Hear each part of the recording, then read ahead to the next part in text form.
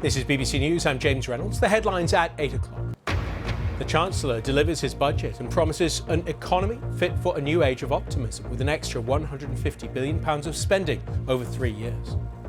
This budget helps with the cost of living. This budget levels up to a higher wage, higher skill, higher productivity economy. This budget builds a stronger economy for the British people, and I commend it to the House. With inflation due to rise to 4% for the next year, Labour says the budget does little for struggling families. In the long story of this Parliament, never has a Chancellor asked the British people to pay so much for so little. Among today's announcements, universal credit will be adjusted so that working people will be able to keep more of their benefits. There's a cut in air passenger duty tax between airports within the UK and a freeze in fuel duty. The Chancellor is accused of failing to tackle climate change in the budget.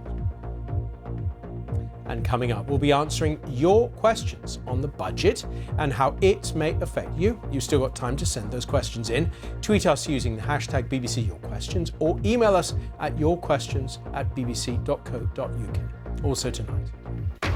In other news, a serving Metropolitan Police officer has been charged with rape. PC Adam Zaman, who's 28, is a member of the East Area Command Unit. The police in the US state of New Mexico give an update on the investigation into the fatal shooting on the set of Alec Baldwin's new movie. They say they suspect a live bullet killed the cinematographer Helena Hutchins.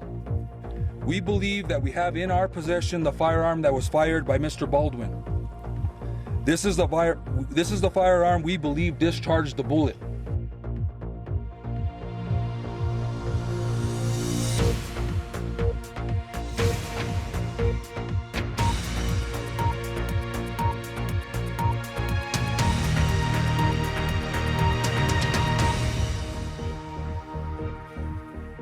Good evening and welcome to BBC News. The Chancellor has promised a post-COVID age of optimism as he delivered his budget. Rishi Sunak has committed to a spending increase of £150 billion over 3 years, with the economy forecast to return to pre-COVID levels by next year.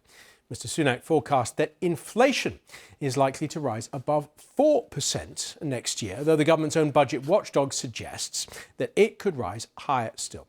Growth is forecast to be 6.5% this year, but may then fall as low as 1.3% after 2023.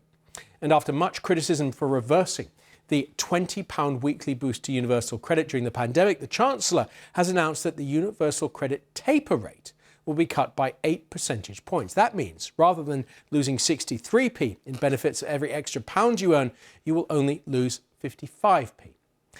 A 1 year 50% cut in business rates in England has been pledged for some of the businesses hardest hit by the pandemic: retail, hospitality and leisure.